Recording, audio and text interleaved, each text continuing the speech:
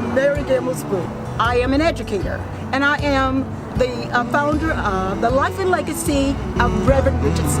But Selma, Lord Selma, was such an important history-making time. And there's an interpretive center in Selma, right? Yes, it is. Yes, and there in Selma, there are many things where we can be reminded of our history. Well, when not only do we have it there, but how many others do we have, Sean? We have the Interpretive Center in Selma, Alabama, Interpretive Center in Lowndes County, and we have in Whitehall, yes. And now we have this beautiful Interpretive Center right here on the campus of Alabama State University. To have one right here on the campus of Alabama State University, let me tell you what happened.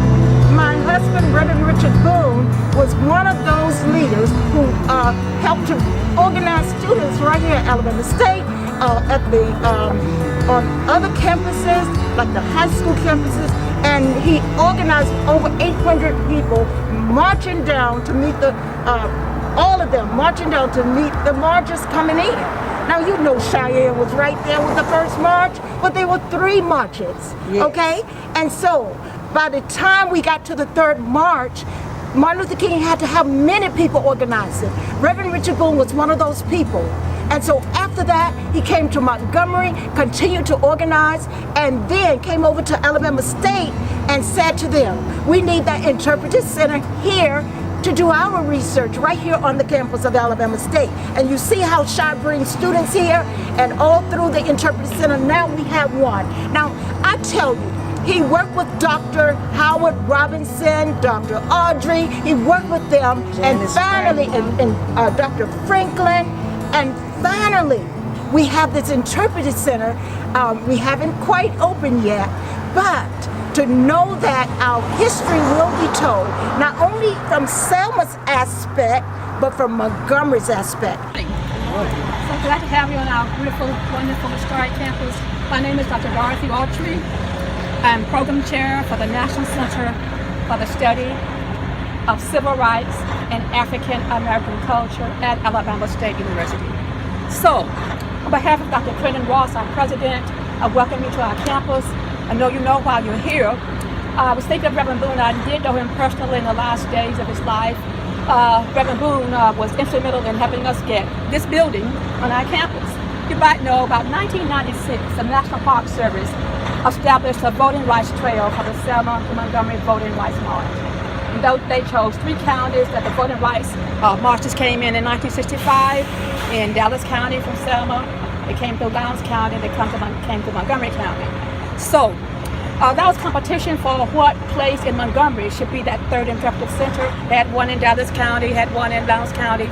And so ASU competed with other sites to have ASU designated as a 3rd Interpretive Center for the Voting Rights March of 1965. So we had history supporting us. We also had Reverend Boone. Reverend Boone, I wish I'd known him. He was the most authentic, one of the most authentic Christians I know, and a very undaunted, courageous voting rights and civil rights fighter. So because he was on our side in proposing that the National Park Service designate ASU as a 3rd Interpretive Center, we won the right to have this building on our campus. So we welcome you because that ties in with why you're here. Reverend Boone, had not been for him, we might not have this building on our campus. So enjoy the day. And I want to say this one thing. Reverend Boone did more than just escort 800 students from ASU on March 24th, 1965 to where we're going today. His whole life, his adult life, was dedicated to fighting for our rights. He's an unsung hero. And I pray that this day is not just one day, every other year to observe his birthday. I pray that we keep his legacy, which was undaunted courage and conviction for having what is right, for what civil rights means to us today. So God bless you, and please keep his memory, his legacy in place longer than today. God bless you. Welcome again. Thank you. Amen. All right, so we're ready, you all. I don't know what motorcycle riders say, but we're sure ready to go. Everyone, my name is Tavarius House. I'm a student intern here at Montgomery Interpretive Center. Welcome to the Montgomery Interpretive Center. This is the 3rd center along the Selma to Montgomery National Historic Trail, and at this center we focus on the student involvement, university student involvement, as well as the celebrity involvement of the Voting Rights March. Also, here we talk about the third campsite, which is the City of St. Jude, which is on Fairview Avenue, right across from Carver High School. There, they hosted where they had the final campsite before they went to the Capitol to march, and they also hosted a rally of the stars, which had different celebrities such as Nina Simone, Sammy Davis Jr., Lena Horne, a bunch of old people that some of y'all don't know. So you'll hear about this plus more in our exhibit that does go this way. But before you guys go to the exhibit, you will see a 20-minute film which talks about why we're here. And if you guys have any questions, I'll be right here at my desk. And we also have a bookstore right here that you're more than welcome to purchase from. So just follow me and we'll get right down to those other books. Very nicely done. Very nicely done. Where are you all from? Here, they in a summer program. They attend Montgomery County Public Schools. Now, when you go through the city of Montgomery, you're going to see the main street, one of the main streets on this trail, named for Reverend Richard C. Boone. You'll also see on that trail a marker there telling his story. So I'm saying to you, this Interpretive Center brings so much history and brings many, many aspects for the people of Montgomery, Alabama. Shy works real well, Selma, Lord Selma. But Montgomery, Lord Montgomery, we have the history here too. But you know what, Mary, I remember your husband, Richard Boone, when I was a little girl, being right there in the midst of Dr. King, Congressman John Lewis, Yes. Hosea Williams. Richard Boone was in so many meetings with them. Absolutely. He was directly in that struggle with them.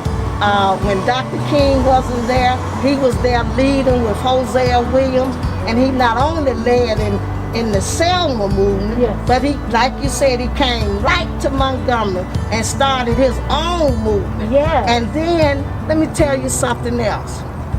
It really, you know, when we used to call them freedom fighters. Right. Because they didn't fear anything. But yet they knew the needs for black folk. Right. And they knew what black folks needed that they didn't even have the right to have. And your husband started the food stamp. I was just about to say, Shy, you're absolutely right. And here's the thing. Before they did the food stamp, they would go through all the different communities, right? And they would do surveys. Just like we do research today, they did it by hand. And they would go from house to house. Who needs food?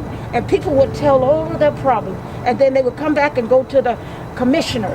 That's I think he right. went to the commissioner with his group about 2 or 3 times before they got the food stamps here in Montgomery and then all over the state of Alabama. And not only were they trying to get food stamps for poor people who needed help with food, but they also were trying to get black people registered to vote, because many black people were afraid to become registered. It's so many things that I remember about your husband, Richard Boone, and so many Let me others. tell you one thing. They call him the food stamp man. If you find the older people in the neighborhood, they still call him, even though he has passed away, they still call him the food stamp. That's right, that's right. We don't even have food stamps That's anymore. right. But That's they right. still call him the food stamp man because of the fight and organizing the community. And you know, your husband was very young. A lot of young people Yes. don't realize it was young people. Like you. It was young people like yourself. I mean, some were college students, some weren't college students. But they were in that struggle, they were ready for change, and they made changes, unprecedented changes. And today, in 2020, we're seeing many young people across this nation who have joined in the struggle saying enough is enough. Absolutely. And what I like about it is that they are young people of color, and they're understanding the importance of voting. They know that not voting is not an option.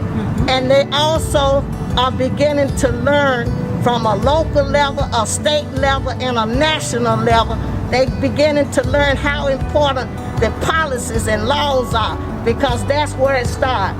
We've got to get more of our young people not only voting, but to understand the policies and the laws that need to change, that govern our lives and impact our lives. Amen.